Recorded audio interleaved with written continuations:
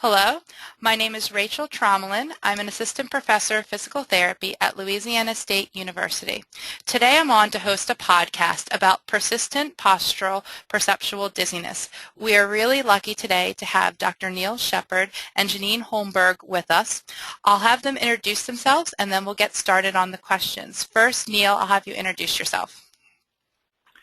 My name is Neil Sheperd. I'm a consultant at the Mayo Clinic in Rochester.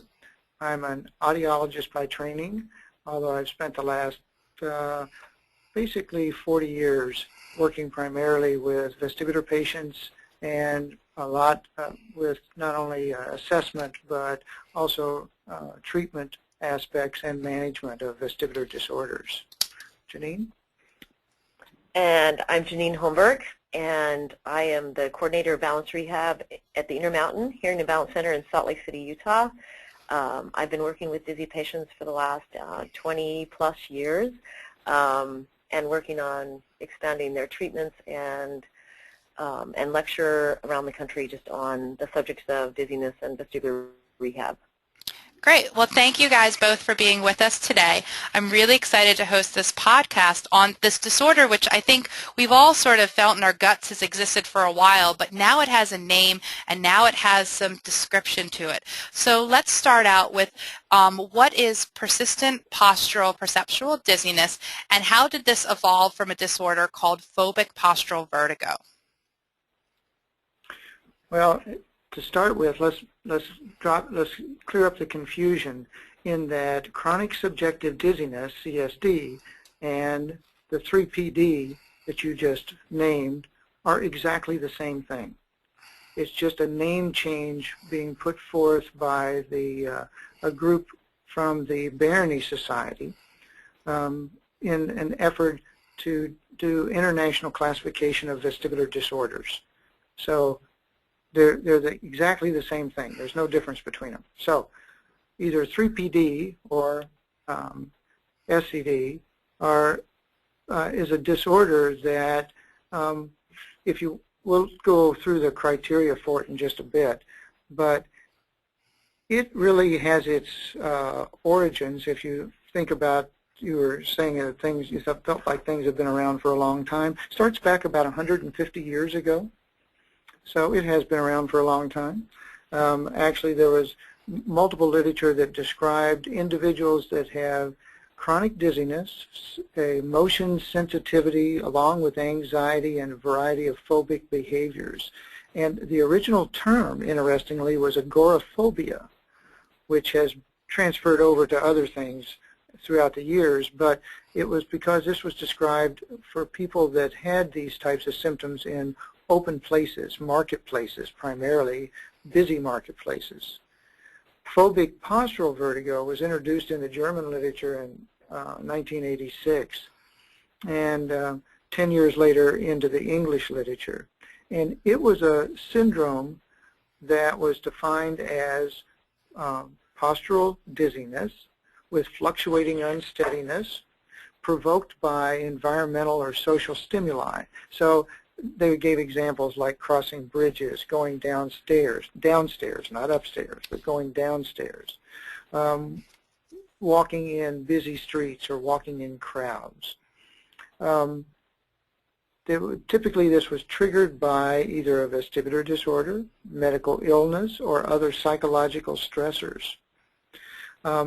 Further studies found this to be actually the second most common disorder diagnosed in the German population, behind benign paroxysmal positional vertigo, at least for adults.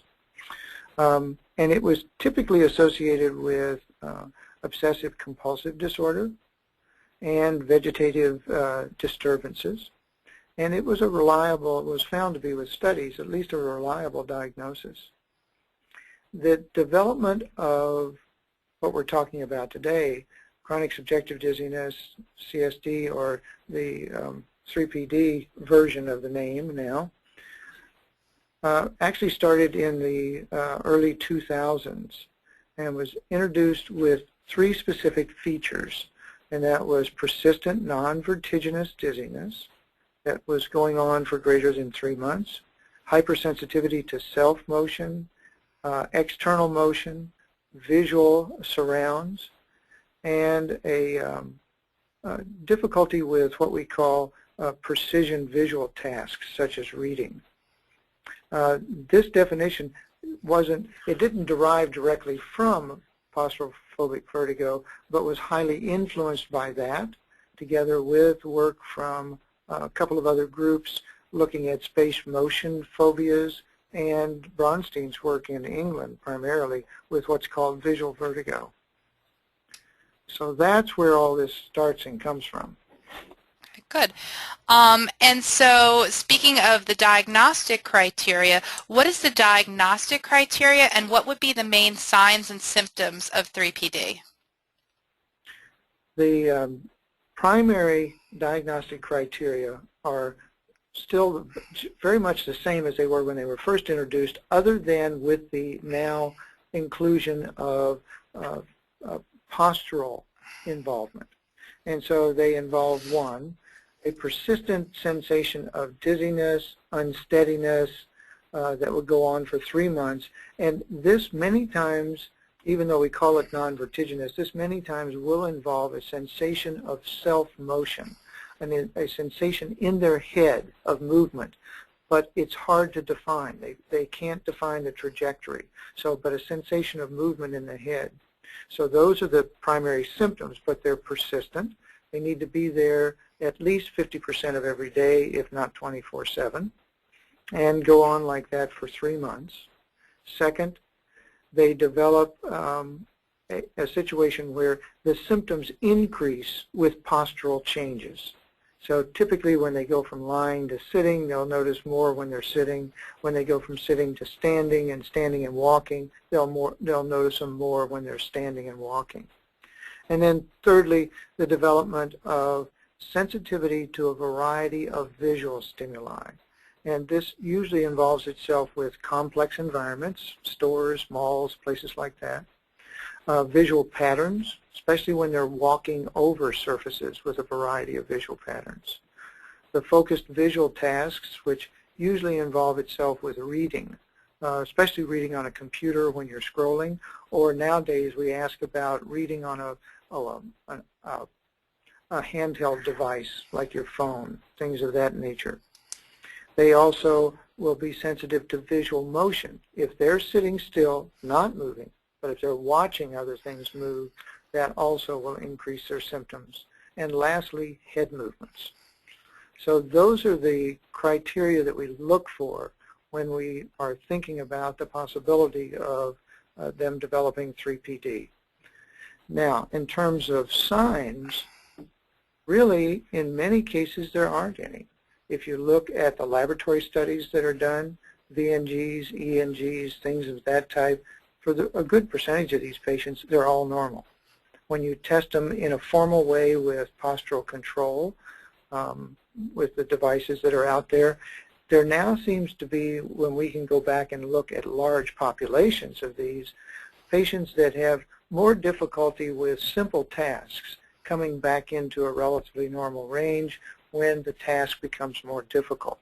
And those are many times referred to or have been characterized as aphysiologic, and yet we see that with these types of patients.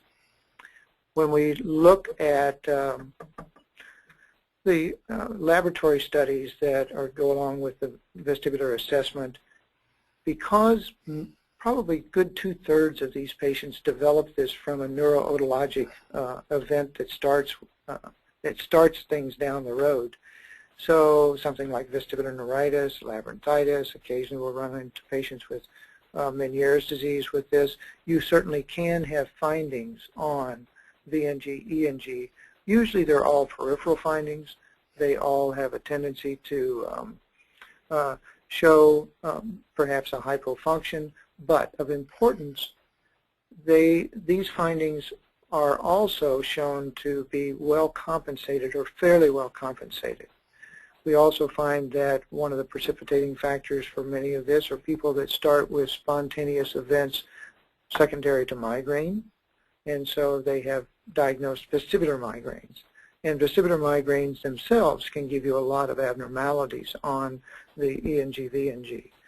The point is that there's no specific pattern to laboratory studies that is going to indicate this as a specific disorder. It really takes off from the history that you get from the patient's symptoms. And I know from the patient perspective, from the patients that I've seen with this and chronic subjective dizziness, that can be very difficult for them to understand. Because I think a lot of times physicians are looking for testable things they can see, abnormalities on VNG or abnormalities with postural control. And when they see nothing, they tell these patients, oh, well, you're fine and nothing's wrong with them. But the patients still say, well, I don't feel right and something's wrong with me and the doctor doesn't believe me or they feel like I'm making it up. And I think that only exacerbates things and makes the situation worse. You're definitely right. It certainly does do that. And if they try to tell them that, oh, well, maybe you ought to see a psychiatrist, most of the patient's first reaction is, I'm not crazy. Mm-hmm. And you're just thinking it's all in my head. Well, it is in your head, that's for sure. Mm-hmm. But the bottom line is the approach to this, when you counsel patients with recognition of this, if it's done properly, they're very accepting. Yeah, and usually what I do, I know unfortunately there is a stigma against counseling, even though we all could agree that there should not be.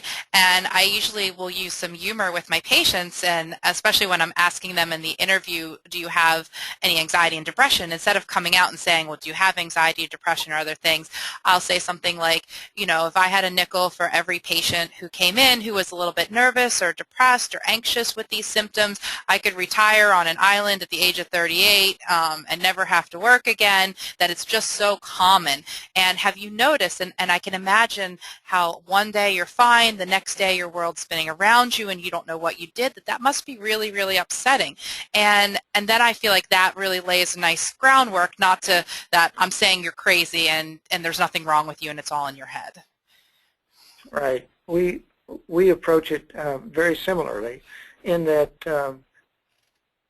the whole concept of fear and anxiety reaction is usually what sets up the parameters around which this develops. And there isn't anything more powerful in giving you a fear-anxiety reaction than the first time you have a disconnect with your environment because you're dizzy, because you're spinning, things of that nature. That's why the majority of these seem to start first with a neuro-otologic insult of some type. And so with that, if those symptoms continue and they don't reverse themselves, then they can become conditioned on it. So a conditioned situation is one that we use for analogy for this. The other one is the fact that when you have problems with dizziness, you go through a natural defense mechanism where you start to immediately reduce the amount you'll let your body move, and you start to pay way too much attention to what's going on visually around you. And if those don't reverse, then they come back to haunt you to help develop these types of symptoms. Mm-hmm. And I do this a little bit. I feel like I tell the patients all the time, and I tell my students that I kind of play Dr. Phil. Like, it's all about changing the negative tape in your head and making it positive. That usually patients will associate a certain movement with symptoms, and then that's negative because I get dizzy and dizziness is bad. But once I explain to them the mechanism of habituation, and actually say, if you do something and it makes you dizzy, instead of thinking it's bad, think Rachel would be happy you just did an exercise, and then that's what's going to help me to get better. So then they start to associate that dizziness symptom with positive. If I do this, this is something that I can control to make myself better. Right. Janene, do you have anything to add to this, Janene? As far as with respect to the diagnostic testing, or? Yeah, either diagnostic testing or managing some of these psychologic states. What I see with my CSD patients, my 3PD patients, is that I do just have to go through, and very often in the testing that's been done, I explain it to them. I very often explain just what you're talking about, that incredible response that can happen with an acute vestibular problem, and that it's very definable, that a good majority of people with definable inner ear problems go on to develop this. And I will often tell them, 40, 60% of patients can develop this, and it's just almost, I try to get them to view it as a complication to their healing. A known complication that could happen given the intensity of the initial provoking event and that fear and that has developed and the behavioral conditioning that's developed. Okay, good. So in all the difficulties with the fact that there's not a lot of testable signs and you're making the diagnosis a lot of times based on history, how does one make a differential diagnosis of 3PD, and what are some disorders which may present similarly, and how do we differentiate 3PD from some of those disorders? Well, the ones that get confused with this, interestingly enough, vestibular migraines get confused with this a lot, even though when people present with these persistent symptoms, if they have headaches, if they're a definable migraineur, people associate, okay, the migraines are causing this. This is vestibular migraine. The definition of vestibular migraine is very different from the definition that we just went through for 3PD or CSD, in that vestibular migraines do not produce constant symptoms. Vestibular migraines produce episodes, spikes, events that are fairly discrete in nature, and in many cases can be on top of this, but that's not what's causing it. So that one clearly separates itself out. Mild débarquement is another one that can get confused with this because of that whole issue of most of the patients, if they describe emotion, they describe it as rocking, and they describe it as a persistent rocking. That's fine. That's what mild débarquement also typically gives you, except for the fact that your symptoms are usually significantly worse if you're sitting or lying still with mild débarquement. Whereas for most of the patients that we have, they describe their symptoms as worsening as they go to stand and walk. Now, both groups certainly can have a reduction in symptoms if they're in a moving vehicle. For the 3PD CSD group, they're fine if they're in a moving vehicle as long as they're not looking out the side window and things of that nature, which also have a tendency to differentiate it. Beyond those, then you get into some issues of health-focused anxiety, where that can come into play where it will produce symptoms for a patient. Health-focused anxiety is where the patient is hypervigilant about their entire health issues. They try to wrap everything up into one diagnosis and then try to relate what's happening to them back to the sensation of dizziness. That's a little hard to tease out, but it is something that many times we think it's CSD, and actually individuals like Dr. Staub and some others that are well versed in this, when they actually take a good psychological history, come away with the fact that, nah, this is probably a health-focused anxiety. Or somatoform disorders. You can have people that will have somatoform disorders that sound very much like this. Those distinctions really need to be taken care of by a psychiatrist who knows those areas. So that one's not too critical because they overlap enough that if you think it's CSD, the treatment may still be the same. Medications that would use by a psychiatrist could be different. Okay. Speaking of medications, are there any medical interventions for this disorder? Yes. And in fact, what we do is when we talk to patients about treatment for this, we always tell them there are two components. One is the possibility for the use of medication.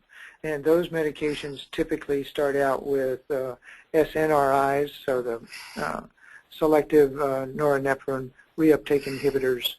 Usually it's Effexor or venlafaxine is the one we go to first. We will use Cymbalta occasionally. In terms of, if those don't have the effect we want, or if the patients can't tolerate them, then we move into the SSRIs. And Zoloft is one that we'll use. Prozac is one. Lexapro gets used occasionally. Celexa and Paxil, we typically do not have a tendency to use those very often, but they can be. And so those are medications, and we tell them that the whole purpose for the medication is to try to dampen the symptoms that they're experiencing on a daily basis and start to try to break up the 24/7. But that's only one component. The other component is the use of physical therapy in order to try to drive down the sensitivities to the various visual stimuli and head movements that are feeding this disorder in the background. There are situations where, under review, the decision will be made, now let's just start with physical therapy. There may not be a need for medication. If we can get the symptoms down from the standpoint of the sensitivities, the other may dwindle away, and if that's the case, then we don't have to worry about the medication. So we will do situations where we use physical therapy, not medication, but there's never the reverse. Whenever they're put on medication for this, there's always a physical therapy component. Yeah, and I know, and Janene can maybe comment to this, I know personally, knowing how long it takes the SNRIs and the SSRIs to really work, that at least to ideally six-week time frame to work, and that sometimes it's really hard to kind of be patient with the PT interventions to sort of give a chance for the medications to work. I don't know, Janene, if you have anything to add and some tips and what you would do in that period. As far as after we start the treatment? Yeah, like once, if it's diagnosed and the medications are started, but they do take about 4 to 6 weeks to really ramp up and start working, how to kind of bide your time in the PT interventions until those medications really kick in. There's a huge amount that actually can and should be being done at that point. These patients are kind of ramped up in their fight or flight system. They are not attending to balance cues in a correct way, and there's a huge amount that can be done getting patients to actually identify the amount of tension, fear, fight or flight responses they're doing, just even as they're standing, getting them to be what we call proprioceptive aware. They very often, when your body goes into a defense mechanism, it tends to want to overutilize visual cues. Plus, that's something that the inner ear problem might have triggered to begin with, the over-reliance on visual cues. So we can start very, very early, and very importantly, getting them to start attending to proprioceptive pathways, starting to dampen this visual dominance that's kind of feeding itself, and getting them to be aware of what is the resources available for them to stay stable and how that's going to decrease the feeding of this disorder, and that's going to start leading into what they have to get to very quickly is the fact that the dizziness, the things that are causing them dizziness, whether it be going into a grocery store, looking at something that's moving, if we can find a way to dose it appropriately, it's going to be the thing that's going to heal them. And that's a very, very important concept for them to start to understand, because up to this point, everything that's made them dizzy, they perceived as something that's bad, that's going to make them worse, and so they start avoiding the very thing that's going to make them better. And so that concept can be done extremely quickly and needs to be done extremely quickly to start getting that kind of change in attitude and how they're going to experience things, and how that the dizziness could actually be something that's going to be something that if we could dose it right, and if we could do it gradually enough, and that they can link that with appropriate balance, awareness, and stability, they're going to be able to retrain themselves. And this powerful concept that this learned behavior can be unlearned, and that they can learn to start to get their balance and their motion perception to be normal. So, Janene, what items should be included in the physical therapy exam of a patient that you suspect may have 3PD? So number one, you have to realize that 3PD can be something that's a diagnosis of exclusion. So even if you find a past history, like significant for BPPD, you have to be watching what I like to call what is driving their disability. They may be discreetly describing what sounds like BPPD, and perhaps when you do your testing, you either find BPPD that maybe accounts for their positional symptoms, but it may not account for the fact that they haven't been leaving their house for the last 3 months, that they haven't been doing their computer work because it's causing them dizziness. And so we need to really, as Neil kind of stressed, we need to listen incredibly carefully to these patients. We need to listen to what is provoking their symptoms, how long is it lasting, what environments are provoking it, what is driving the disability, and can we make sure we're addressing, not only from a treatment standpoint, but from the patient's understanding, what symptoms can be accounted for by the BPPD, what can be accounted for by something that goes beyond the ear. And so when I examine a patient with this, number one, I need to make sure I'm checking very carefully for their tolerance. So when I'm doing my normal smooth pursuit saccades, not only am I looking for the quality of that, but I'm also looking for the tolerance of that. How much is that provoking symptoms? How long does it take for it to calm down? I'm going to need to, for sure, take a look at, what is going on with dynamic visual acuity. And very often I'll find that their dynamic visual acuity is actually fairly normal, meaning it's a 1 to 2 line drop, but yet they're sensitive to it. And if I see that the dynamic visual acuity is normal, I'm not going to be pushing a VOR ×1 paradigm really heavily. I'm going to be pushing things where I'm going to be addressing the fact that they didn't tolerate that test. And so addressing my exercises more from a habituation standpoint, meaning they're staying in control of their symptoms, they're giving a long enough rest period between things, they're staying intact with their balance control while they're doing this. And so it's a total different shift from what I do with my unilaterals, where I'm pushing for the error signal and I'm getting them to drive the speeds up higher and I'm getting them to try to focus. And so it's a very different shift in what is the focus of the exercise. And I would for sure need to be doing something for motion sensitivity to document what exact motions are they sensitive to, how intense does it provoke, and how long does it last. If you're watching them do it, are they disconnecting with their balance system at the same time? Are they going into a fight or flight? Is their breathing changing? Is there autonomic responses that are going on? And so a lot of it is they will do these motions and they'll disconnect. You'll see their balance decline. You'll see sway increase. You might even see a functional component or almost an aphysiologic type behavior when they start to do some of these things. And so it's a very different focus.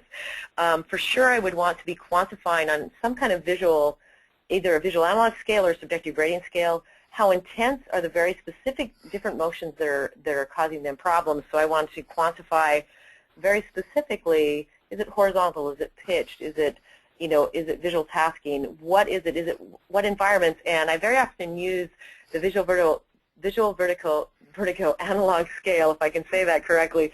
And I can actually go through, because it's not only going to be what I could provoke in my clinic, it's very often environmentally induced. So I'll want to quantify how bad are the grocery stores, how bad are escalators, how bad is driving, under what circumstance, how bad is it walking across the patterned floor on the carpet.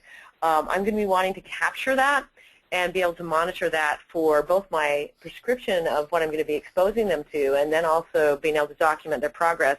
And I can tell you, one of the things we have to do as therapists is, in a very systematic way, show them evidence that what they're doing is making a difference, that when you experience this, when you focused on the correct thing, when you didn't go too long, you had a different outcome with what happened. I'll definitely look at the dizziness handicap inventory, particularly some of the less motion-provoked ones, more the functional, emotional overlay that I'm looking at on the dizziness handicap inventory. In my clinic, I'll also want to be looking at something like the hospital anxiety and depression scale, just some measures to take a look at, is their system really ramped up in the anxiety fields and into the depression field? Because we certainly know anxiety by itself can cause shifts in the way the sensory balance system is processing. And so that all the stuff that you're going to do in therapy in the examination is going to lead you to a very specific exercise prescription and a very specific balance progression. When I do the clinical test for sensory interaction balance, or the foam and dome, or whether it's posturography, if you have the high tech, I'll be looking particularly at what's happening in conditions 3 and 6. And even if I'm doing the low tech version, there's a tendency right now to throw out condition 3 and 6 in the low tech version because we don't have good standardized ways of doing it. But I'll actually have things like a busy field that I'm going to be putting around them. I absolutely want to be looking for what is the difference between eyes closed and what's working and what's happening when I have visual conflict, because that's very often something that's going to be something that I'm going to need to address specifically in the balance retraining. Okay, good. And besides some of the other outcome measures that you already mentioned, would there be any other that would be appropriate to use? One of the ones you were talking, when you were talking about the measures, which came to mind, would be the motion sensitivity quotient. Yes, and that's exactly would be one of the key ones that you would need to do, the motion sensitivity quotient, because you need to define which motions are it, how intense is it, how long does it last, and so the MS, the motion sensitivity quotient would probably be one of the bigger ones that needs to be addressed. And what I really liked about what you said was that you want these nice objective numbers that you can show the patients their change over time and that they're actually getting better and that they actually have some control over their symptoms. Yes, very, very much. And the feedback is priceless, to show patients changes on posturography, to show patients the numbers of their MSQ, to show patients the changes in the VAS intensities is going to be very, very powerful. Besides, go for it, Dr. Shepard. Yeah, this becomes very important because the length of time that we're looking at potentially having an impact is extensively longer than you would with a unilateral hypofunction. You mentioned that 6 weeks to ramp up the meds. Well, actually, we take more like 2.5 months to get the meds up to a normal therapeutic dose, because one of the problems is these specific meds that are used for helping to control this, they're all for anxiety and depression. And the first side effect when you start any of them is you increase anxiety. So you have to take it quite slow. So typically we talk about 3 to 4 months of a very slow progressive therapy program together with a very slow progressive medication program in order before they actually start to see or appreciate any change. So because of that extensive period of time, being able to show change becomes quite important. Definitely. Besides some of the other PT interventions that you talked about, Janene, are there any other interventions that are beneficial for these patients? Yeah, so there'd be a number of key ones that we usually start to utilize just even in the clinic. First treatments are very often something either done with an umbrella, where they're actually viewing something that's moving, or a striped cloth, sometimes catching and throwing a ball. So very often we'll start with something that's sitting, that's very stable, and they have to start viewing this object. And we want to try to keep them under the point where they get too much secondary symptoms, or even the dizziness escalates too much. And in fact, kind of use the word, I want you to make this uncomfortable, but I'm hoping that you can keep this going for maybe a minute or two, and then we're going to build that up. So it starts with just some visual tasking very often. Very quickly, and even maybe on the first visit, we go into store prescriptions where they're actually going into the stores, and they're counseled to kind of go for as much time until their symptoms elevate by 2 or 3 points on a subjective grading scale. They take a rest break, just like you would do with habituation, settle the symptoms back down, go again for a second interval until your symptoms ramp up, and then rest it, and then work your way back out of the store. So you're kind of doing 4 different intervals, and then you're gradually going to be building this until we want a goal that they can start being able to tolerate this environment for up to even 20 or 30 minutes. So you're approaching it from kind of getting them to feel empowered to provoke some of the symptoms to a point where they can control them and de-escalate them, and then gradually build that time to longer and longer. We very often can also use what we call the VR cancellation, or what's being called in the concussion literature kind of visual motion sensitivity, with getting them to be able to view something and do a VR cancellation exercise. Again, with this very heavy focus on, can they stay connected to their balance? Can they feel empowered to be able to de-escalate their symptoms at an appropriate time, and make sure that the dose is never too heavy, and that the postural demand is very carefully and slowly brought back up. I see too many times where vestibular therapists throw cushions, eyes closed, rapid head motions at these people, and they will lose them very, very quickly. We will also move into fields where we start getting them to look at YouTube, busy visual environments and a lot of my 3PD patients have a full YouTube list of progressively worse symptoms, viewing patterns where they have to view them, keeping their symptoms under control.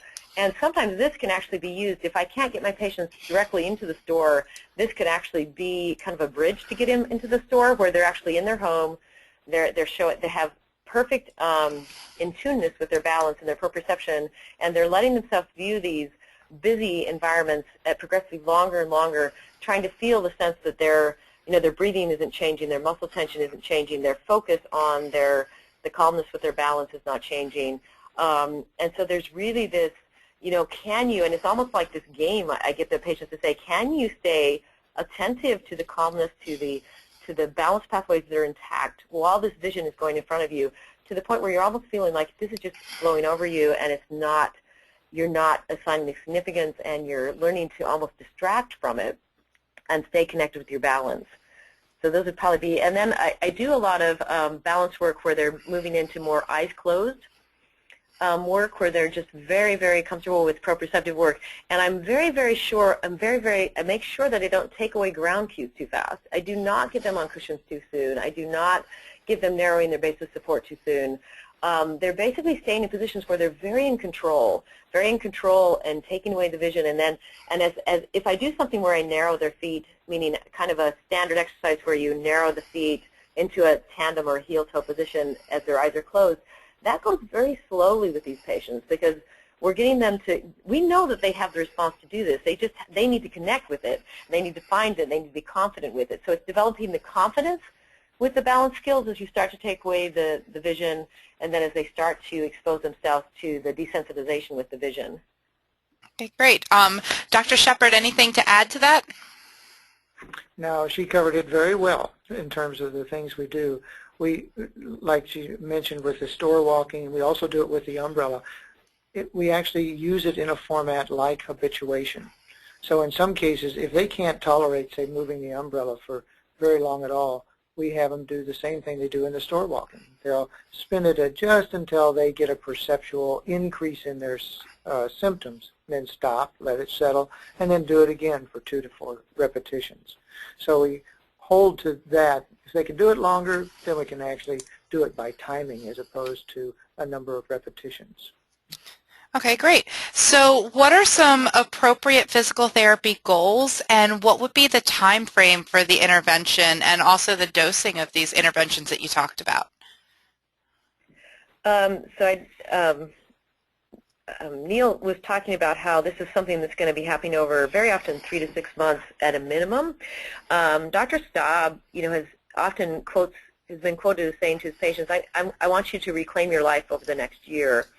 As far as specifically what I'm doing is physical therapy, as far as the dosing, very often these patients are seen infrequently. Even if they live next door to the balance center, I would not want to see them any sooner than 2 to 3 weeks, maybe even between the interventions. So they have plenty of time to build a lot of habituation and control, and I want them focused on the fact that they're the ones that are making this better. What they do every day, how they allow themselves to expose themselves to emotions, how they're getting themselves back out. And so I want that sense that they are in control of this, and then they come to me to help them with the guidelines of how do I increase the intensity, how do I increase what's going on next. And so if they need a lot of proprioceptive work, meaning they're not connecting to their balance very quickly, sometimes I'll do a weekly appointment for a couple of weeks to get the initial prescription. But once the initial prescription's in place and they're able to start doing some good visual motion exposure, it should be every 2 to 3 weeks, maybe at the most. I tell them that I want to see them perhaps 8 to 12 times over the next 6 months. And we may be done sooner than that, but I give them the expectation that this is going to get better over months of time, not days to weeks, and that this is something that their system has become sensitized to something, and we have to go out this gradually, so we keep the fight or flight system kind of out of the system. The goals that I have for them is very often related to patient-specific goals. Are they going to be able to get back to the grocery stores? Can they get back to exposure to motion that, and I may set something with respect to the posturography, meaning can they start showing better balance when their eyes are closed? Can they start showing better balance when they're exposed to visual motion? But very often one of the goals is, they will be able to go shopping if computer exposure is one of the things they don't do. So I try to keep it very patient-specific and with respect to their rating scales and everything with that. Okay. Dr. Shepard, anything to add to that? No, he just had to step out. Okay. I was just going to ask you anything else that you think is important to know that we didn't talk about already. I'm trying to think. I think it was covered really well as far as, as far as the distinct dose, as I think of, habituation versus adaptation. Adaptation, you're always pushing for these 1 to 2 minute intervals. Habituation is in small sets. With these patients, we're very often looking to go for that 1 to 2 minute interval, but like Neil said so beautifully, it's within them always feeling controlled of their symptoms. So I'm not pushing like with my unilaterals with neuritis. I'm pushing, you got to go for the 1 to 2 minutes. We got to get that error signal. But with these patients, yes, I'm going to eventually working for them being in a visual motion exposure of 20 to 30 minutes, but that might be something that's 6 months away. If they're keeping their symptoms, basically they must control their symptoms. They must know how to de-escalate them. They must have a confidence that they're feeling this and gradually exposing it and taking control of getting longer and longer exposures. So the prescription is going to be very much that habituation. Do the dose till it gets to a certain level. Bring yourself back down. Do that in 3 to 5 repetitions, 3 to 5 times a day. And then we will be doing something where we're moving them into being uncomfortable for longer intervals till we can get them to that 20, 30-minute exposure, which is really my goal. Can I get them to where they can shop for 20 to 30 minutes? Can I get them, being able to feel those environments for longer intervals, which would be the end goal that I would want, and that I would want their posturography or this, the sensory balance to be very normalized. That transitions from eyes open to eyes closed, transitions from firm to soft surfaces, and then again into the vestibular environment where there's soft surface with eyes closed. But a lot of that's going to be just as they can control their symptoms. So symptom management and this concept of de-escalating and surface orienting and proprioceptive uptraining is very heavy with these people. And to try to get them to, to really feel in tune with what their, I usually call it their assets. In fact, when I finish their examination, I very often give them a list of all the things that were normal in their exam. Did you realize your coordination's good? Did you realize you can feel the tuning fork through my, through my hand? Or, did you realize that all of your vestibular testing is very normal? You have a very good ear. In fact, it might be kind of ramped up right now because your fight or flight system is so keyed into motion. And so for them to feel this integrity, that it's almost like I give them a way and a reason for why they can and should heal, because they have all these systems that are intact. They have so much that they haven't been tapping into, and so they have a reason for why they can heal and get out of this. Okay, great. And one of the things I really liked what you said was your role more as coach and advisor, and that the patient is doing most of their work on their own. And I think especially I came to vestibular rehab after being a therapist for maybe 2 to 3 years. And when you think about the general model that a lot of us were taught, it's like we're doing the hands-on and we're the ones in charge. But the way I see physical therapy in general moving is that we are going to move more to that consultant and coach role when you look at reimbursement and in the modern healthcare environment and everything that we do. And so I feel like vestibular therapists are certainly on the edge of this. Yeah, yes. I would agree. Okay. Dr. Shepard, anything to add? Any final thoughts of things we haven't talked about already that you think we should add? Well, the only thing is, how well does it work? Do we have any data to show that? And at this point, we have one preliminary paper that was just accepted to Journal of Vestibular Research, looking, and it actually has some of the first data on how do these patients work with vestibular rehab. And the results were positive from that. They found the physical therapy visits, independent of the exercises, the physical therapy visits and the education quite productive. They did find a significant percentage of the patients did find a reduction in their visual sensitivities, improvement in postural control based on their own perception of it as an improvement. And so it's just a start. This was with patients with and without comorbidities. So this was a very mixed and very difficult group. They were all CSD, but they had other comorbidities. In general, we typically look at the fact that probably 60 to 80% of patients that go into this program of medication and therapy, after about 3 to 4 months, do express the fact that their symptoms are reducing. There's a small group for whom they actually are gone, but that's very small. But the important thing is that they're improving. But there are a group of people out there for whom, even though they look just like this because of their comorbidities and some other things going on, they are in that other 20 to 40% where even after 6 months we're still dealing with them. Okay, great. Well, thank you guys for this wonderful podcast. I think there's lots of very valuable information for therapists out there working with these patients, and I would certainly tell everyone to keep a heads up for this paper in Journal of Vestibular Research. I think that'll be a great reference for people going forward. Yeah. Thank you. Thanks All so right. much, Rachel. Thank you guys again.